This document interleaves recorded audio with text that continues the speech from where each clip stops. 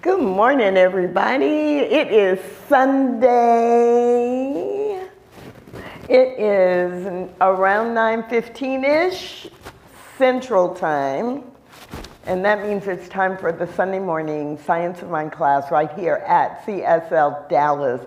We've got people coming on in the room on campus, and I know some of you are getting your cup of coffee or your morning smoothie and getting to your computer online to Zoom or to Facebook. My name is Dr. Tracy Brown, and I am so happy to be able to be here this morning. And I invite you all to join me in taking a breath in to center ourselves and then breathing out a healing breath to Dr. Petra, who is experiencing laryngitis. So, breathing in to center ourselves and become fully present right here and right now, and breathing out that healing breath that reveals the truth of full voice and the wholeness for Dr. Petra. So, we are in this chapter that I love. This chapter that is man's relationship to the spiritual universe, humanity's relationship to the spiritual universe, chapter 6, that begins on page 106. And this particular chapter, I know a lot of you are excited about, because for the previous 5 chapters, we have said continuously, wait, we're going to get to the human part. Right now we're focused on the nature of spirit itself. Well, chapter 6 welcomes us into the human relationship with spirit and with the universe, with God. And so we've been in this chapter now a couple of weeks, and today we're going to begin on page 108 in the section Freedom or Bondage. Freedom or Bondage. Let's go. And as I'm reading and as I'm reflecting on the reading, please notice your own thoughts about how this applies to you, or any questions that you might have about it. Freedom or Bondage, page 108. We therefore arrive at the conclusion that while bondage is an experience, there is a reality to which bondage is not real. Repeating. We therefore arrive at the conclusion that while bondage is an experience, there is a capital R reality to which bondage is not real. To that capital R reality, bondage is not even an illusion or a hallucination. There is a part of us that is never fooled. That is why, in the midst of the greatest trial, in the midst of death, in the midst of any human suffering, something rises from within and says, "Though I die, yet shall I live." And if you have studied the Bible, then you know that that is a scripture in the Bible. Freedom of will means the ability to do, say, and think as one wishes, to express a life as one personally desires. To be able merely to think and dream of freedom would not be liberty. A prisoner under a life sentence can do that. To imagine without the power to manifest such imagination would be to remain in a dream world which would never come to self-realization. This is not the world in which humanity lives at all. For humanity's world is one of self-expression, even though this expression appears to limit us. Okay, let's stop there. Because, yeah, there is no way we're going to do this whole section today. So let's stop there. We therefore arrive at the conclusion, while bondage is an experience, there is a capital R reality to which bondage is not real.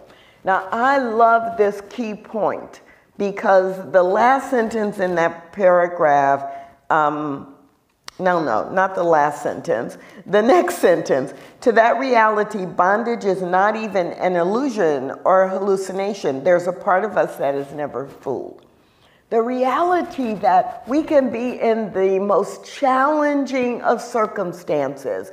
We can have fear about something that is happening around us or to us, but there is that part within the capital S spirit, the seed of the truth of who we are. That's the capital R reality that Ernest Holmes is talking about here. And there is no bondage there. And it is so embedded in the core of who we are that there is always something that comes forth to say, keep your head up, comes forth to say, you'll get through this, comes forth to say, yes, this is hard, and it's not the end of you. Yes, you could try that something new that no one else you know has ever done before. Yes, yes, yes.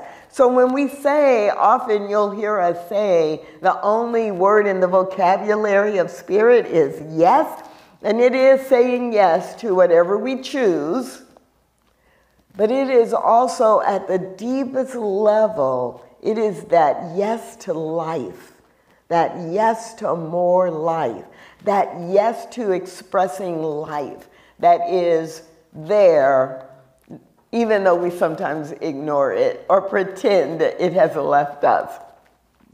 So in this section, and if you just joined us, we're on page 108 in the section labeled Freedom or Bondage. In this section, Ernest Holmes begins with, what is bondage? What is bondage? Bondage is a humanly created concept, and the freedom is the spiritual truth, the principle of life itself. So in that second paragraph, where Ernest Holmes begins, freedom of will means the ability to do, say, and think as one wishes, to express life as one personally desires, and uses the example that even a prisoner under a life sentence can do that. We can imagine, and we can then co-create. Last sentence of the paragraph, last line of the paragraph, humanity's world is one of self-expression, even though this expression seems to limit us. So, first paragraph in this section, Ernest Holmes talks about bondage, and that there is a seed within us that is freedom. Second paragraph, he starts with freedom of will. So this is the conscious freedom, the freedom that we consciously choose, connect to what we imagine, what we prioritize, what we intend. That we have freedom of will to direct the flow of the energy of the universe. So that last sentence, that we have freedom of will even though it seems to limit us, because the truth of us is we are infinite and we can do anything.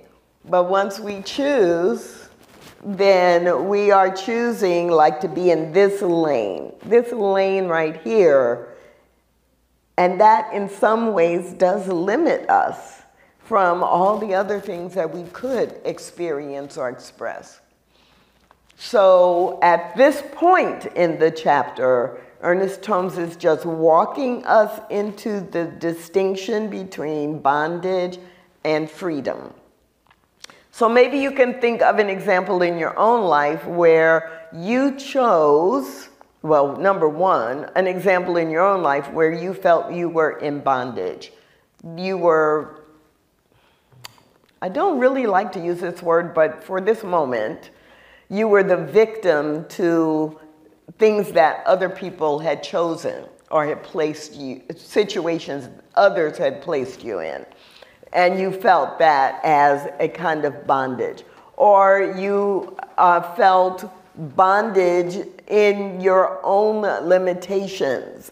You know, maybe that was during a time where you did not have easy access to money, and so you felt like you were in bondage in this limited space because you could only live in a certain way, or you didn't have enough food, or you know, there was some challenge with it.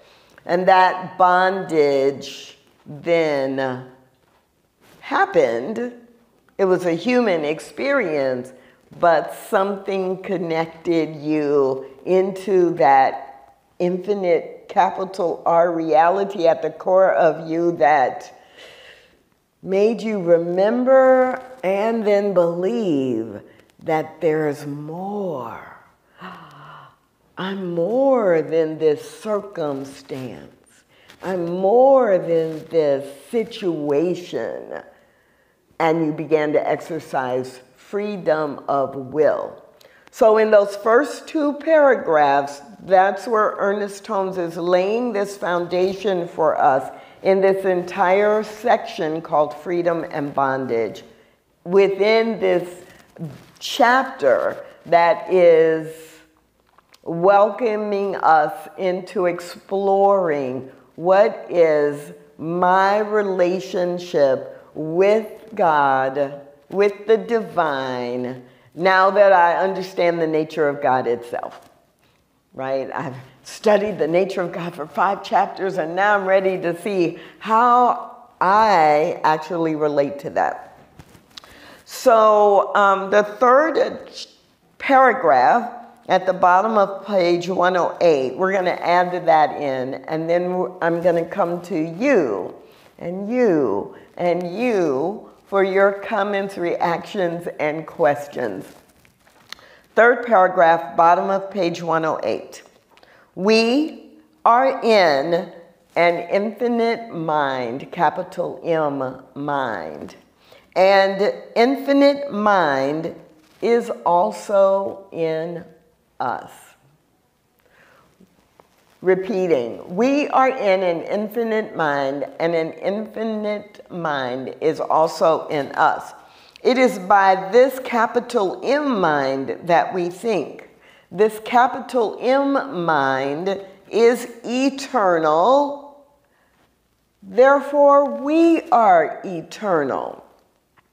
This capital M mind is complete. Therefore, we are spiritually complete, though we do not appear to be so.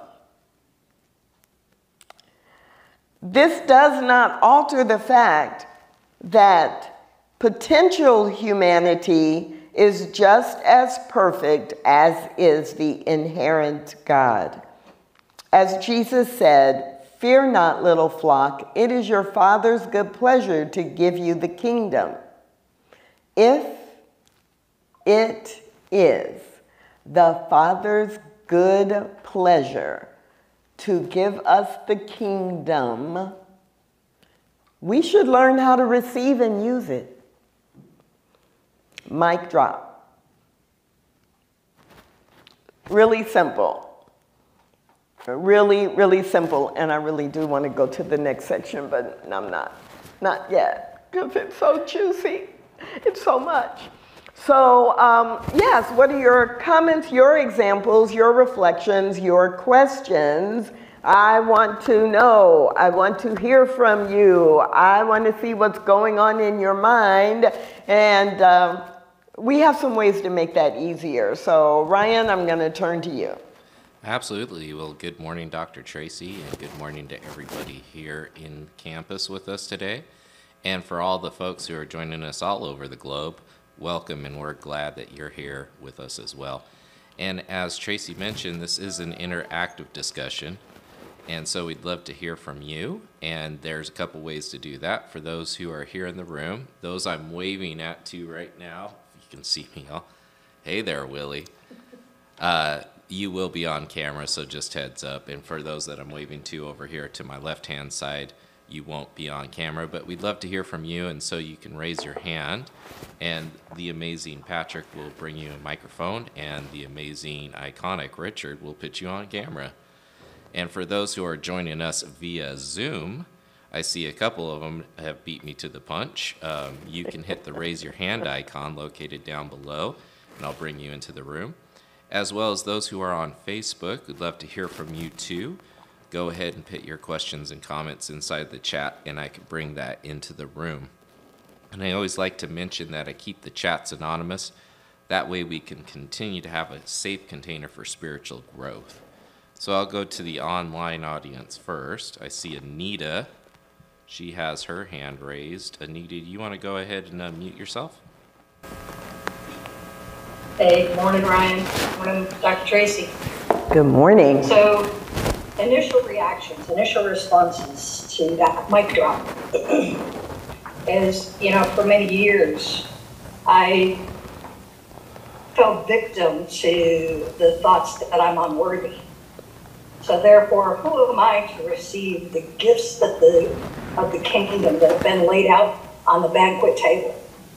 And then I came to the realization and the understanding that it's my responsibility and just mine in order to open myself and realize that, yes, I really am worthy to receive all of that and more. And started stepping up to that banquet table with my arms wide open and going, yes, bring it on, let's go. So, thanks for that reminder this morning that it's my responsibility to open myself to receive. And when I do that, it opens the floodgates.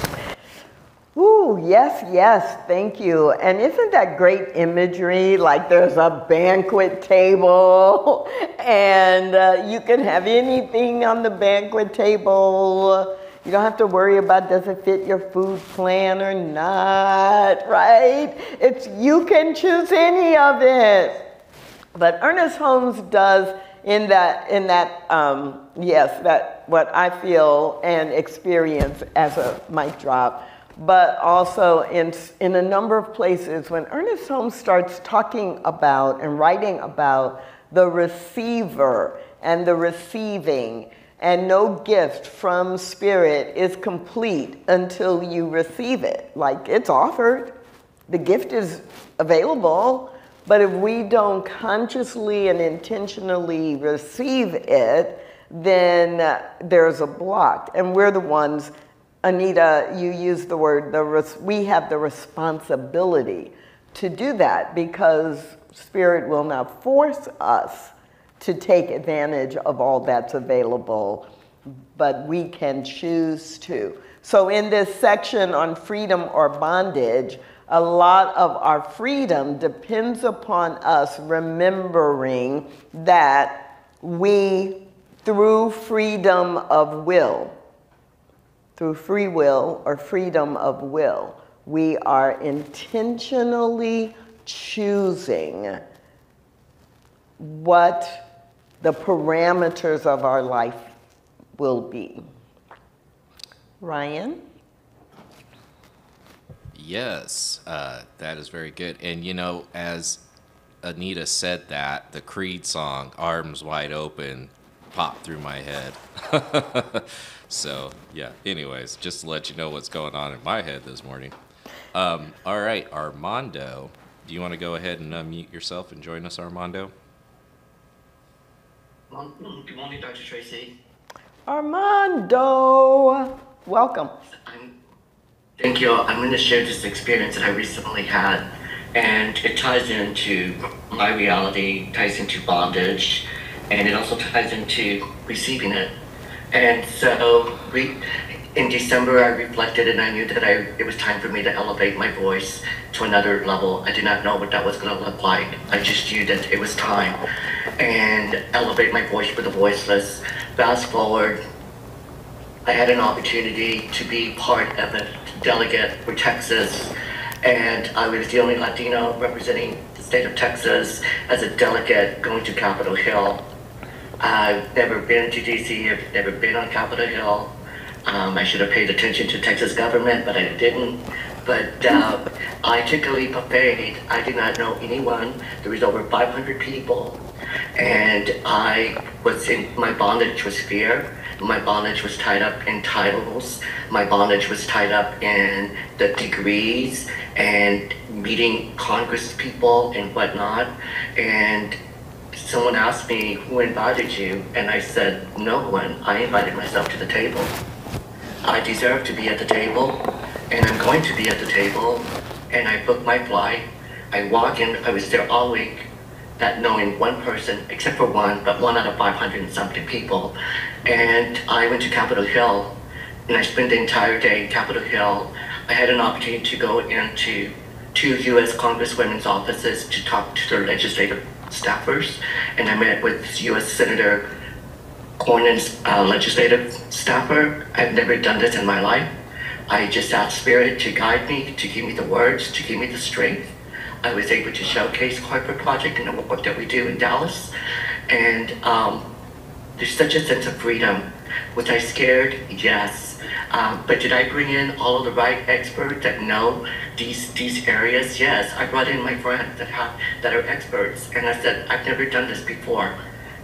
Will you support me? And everybody came together to elevate me, to prepare me for this adventure. And I dived in, not knowing, just a leap of faith and knowing that I deserved to be at the table. And it was a great experience. Thank you. Wow. Wow, wow, wow. So there's so much there, so much. Number one. Did you get that connection that bondage is not always physical? When Armando said, my bondage was fear, the story I'm telling myself about what I can, or in most cases, can't do. But the freedom came when Armando said, wait a minute, I can be the voice for the voiceless. I have people who can coach me, and I deserve to be there. Freedom. Freedom to express, freedom to expand consciousness, freedom to evolve.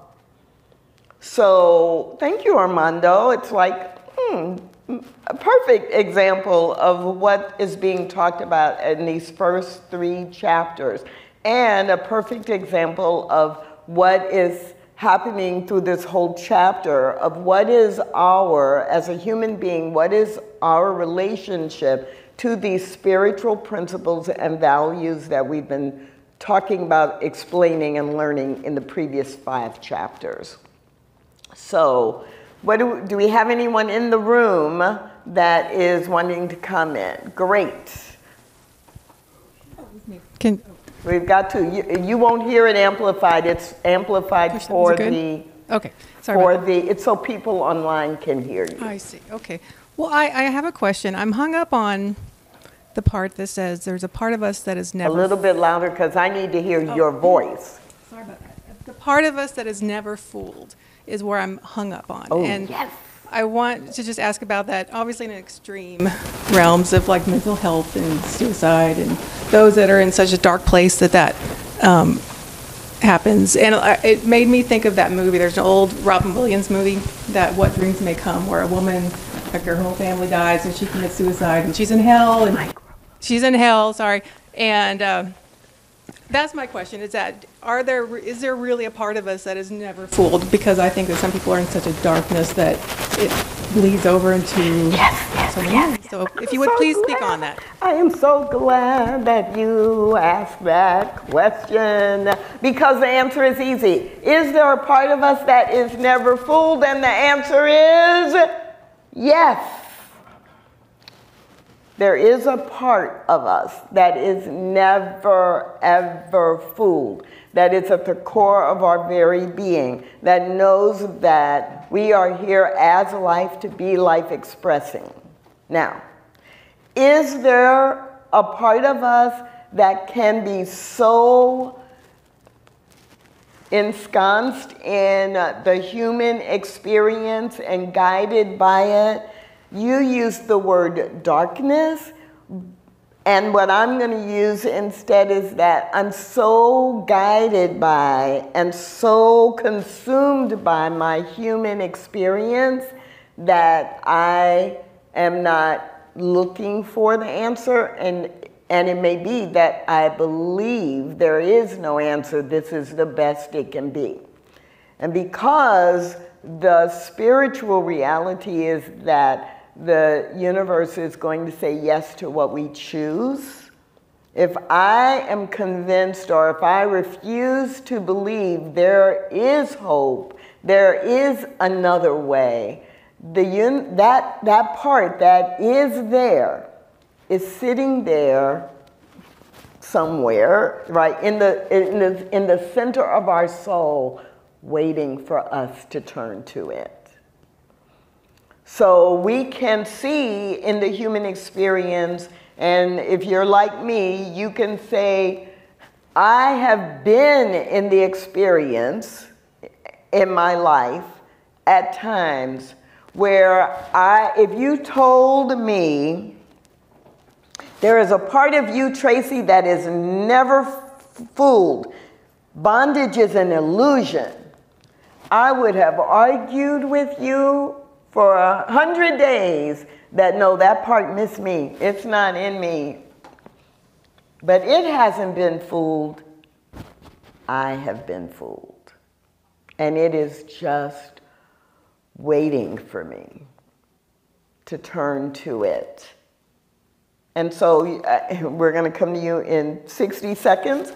It is that, you know, one of the common examples in our culture is we'll refer to, you know, people needing to hit rock bottom. And it's really not a requirement spiritually, but we culturally have created and bought into this idea that bad is going to lead to bad, is going to lead to bad, is going to lead to worse, and there's no hope. And then when people do hit rock bottom, a large percentage of them reach out for something new. Is it a recovery program? Is it returning to family? And that part that cannot be denied, that has been waiting, is like, here's my chance. Here's my chance. Let me help this person see they can make a different choice. Next. Okay. Can you hear me?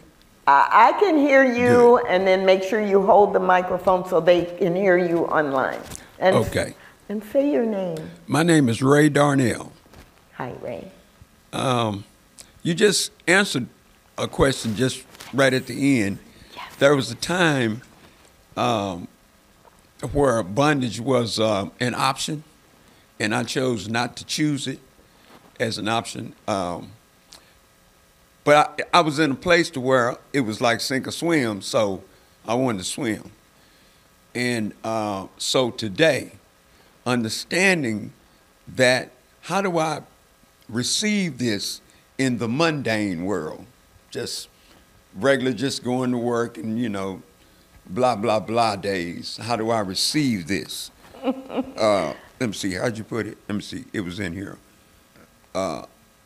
We should learn how to receive and use it, that part. Yes, the mic drop part at the top of page 109. It is the Father's good pleasure to give us the kingdom, if we believe it is the Father's good pleasure to give us the kingdom, we should learn how to receive it and use it. So, Ray, thank you for that observation and the question as well. So it is a practice. The receiving is a decision. The using it and expecting it is a practice. So I actually appreciate you saying, you know, like when I'm not in crisis and it's just kind of the mundane life that I'm going through every day, every week, every month, am I using it? So at one level, part of it is recognizing that you are receiving, that everything is happening in your life for good. It's either good or it's leading to good, right? It's moving you toward your good. So it's no surprise that for many people, one of the ways they up their receiving is a gratitude practice. Keeping a gratitude journal or every day saying a prayer of gratitude for what I do have, because that keeps it from being so off the radar that I'm just going through the automatic way on default, and I'm not even recognizing I am receiving good. I am receiving good. Oh my goodness. You know, this may not be the perfect job for me, but this job is providing me income so that I can go to the grocery store at the end of the week. And I'm so grateful to have that, because there have been times when I didn't. Or I am so grateful, even though I have these people I work with who are getting on my last nerve. I am so grateful to be in a job where there are all kinds of people that I get to learn to be around. And they're not the people I would choose, but guess what? They're examples of God in physical form. And it's amazing how that they're so different from me. Right? I'm grateful for the exposure. So a gratitude practice is really helpful so that what could be mundane is not mundane anymore. It is a part of my spiritual practice. Beyond gratitude, it's one of the reasons we use affirmations for creating a bigger receiving center. Am I a receiving center? Ernest Holmes talks about this later, and he does a really practical piece around becoming a receiving center in the book Living the Science of Mind, where it's like, oh, the gift is not complete until I receive it. So I do affirmations to expand my willingness and my ability to receive more good, whether that is in the form of material things, or whether that is in the form of emotional stability, or whether that is in the form of experiences. So you design affirmations that will expand and affirm how you want your life to be. And then you start seeing it happen. And you're like, oh, it's a receiving practice. I'm receiving that which I have set forward. So I love that. It is, we have to use it, and in using it, we grow it. Does that make sense? And before we go back online, then I did not ask you to say your name, and people online are, who was that woman who asked the question? Brenda. Thank you, Brenda. Okay, Ryan. I have Marjorie. Marjorie, would you like to go ahead and unmute yourself? Yes, good morning, Dr. Tracy. Good morning. Good morning. I think I'm experiencing a little bit of laryngitis myself. I'm just getting over a cold, so I can empathize with Dr. Petra. Yes, my question is about, it's not even the question exactly, just my experience has been that for me, the capital R and the little r are both happening simultaneously, and that they're both real in the sense that the mundane, once I understand and once I can see the sacredness within the mundane, then my whole life becomes real with a capital R. So I think it is a process, because I had to go through my own dark nights of the soul in order to see this. But that's where I feel the blessing was actually being able to go into that darkness and to face the so-called demons, and to see the beauty that's there, the gift that's there in that darkness once I understand the process.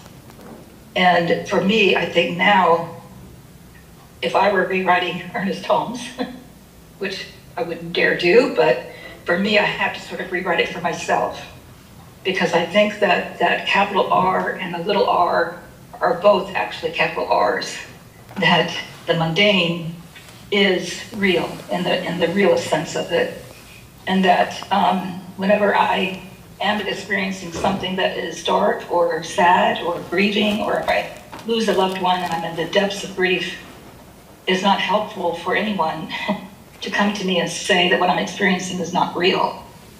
That would actually be cruel, and that happens sometimes in our wanting to be able to have someone else see what we see.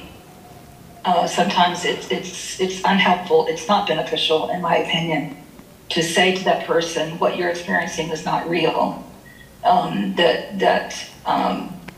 That person has to see that for themselves, and to be able to accept that life is about the light and the dark, and that it's that dance between those two that creates that sacred third, which is the capital R for me. So I just wanted to kind of put that into the field. Thank you. Beautiful. One of the blessings that we have with our Sunday morning Science of Mind class is Marjorie, is Armando, is Anita, is everybody, it's Ray, it's Brenda. It's the conversation we have, and maybe it's the dialogue or the reflection that we have. That's why we do this class. Let's take little bits at a time and really say, what does that mean to me, and how do I apply it? So Marjorie, you bring up a few things that I'm not going to be able to get to all of them. But first thing I'm going to say is that I love the way that you are processing like what has been your own personal experience, and then try to extrapolate that out. So it's like the principle and then the application, and you are going between the two, and that is so valuable, not only for you but for all of us as well. So when in the study of science of mind and really understanding Ernest Holmes is very consistent about teaching us that the capital R reality and the lowercase reality are really one and the same thing. It's not one or the other.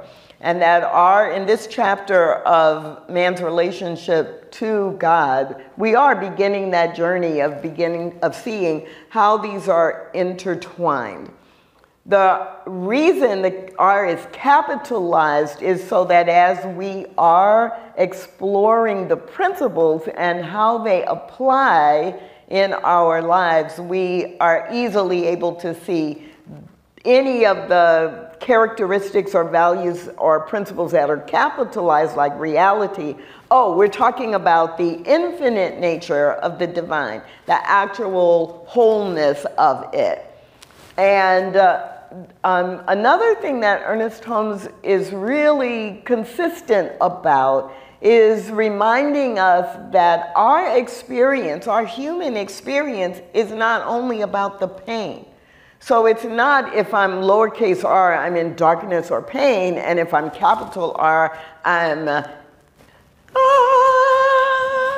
right in this kind of absolute or invisible utopia, because we are always talking about applying the principles in our lives. So our human experience, our human reality is equal whether we are navigating that we have lost our job and have been unemployed for 6 months, or whether we are navigating, I just got a promotion on my job and it's the next level that I've been working for the last 3 years to get to. The joy and the pain, the grief as the reflection of the depth of the grief reflecting the depth of the love that we have for someone who has left our lives or left the human experience. Those are all spiritual principle in action. So we do our best not to demonize or assume anything in the human experience is bad. It's all a part of the journey. So yes, and in the first part of this section, there is that temptation to go, oh, when I'm in quote unquote darkness and I can't see my way through and I don't see this core part of me. That's not the purpose of Ernest Holmes writing this. The purpose of Ernest Holmes writing this is to remind us that it's always there so that we can apply the principle in those times when we want to forget. So this chapter will continue. In fact, no, I'm not going to go into the next week. You'll have to come next week. You'll have to come online or in person next week because it's going to get really, really juicy. Really, really juicy if this wasn't juicy enough. So we have time for one more very quick comment, observation, or question. Do we have anybody in the room? Do we have anybody online? We have one in the room and the microphone is heading this way. And while that's happening, I just want to bring your attention to the art behind me and remember that Terry Becker is glad for you to come on campus and explore and purchase her beautiful art. Hi. My name is? My name is Glow.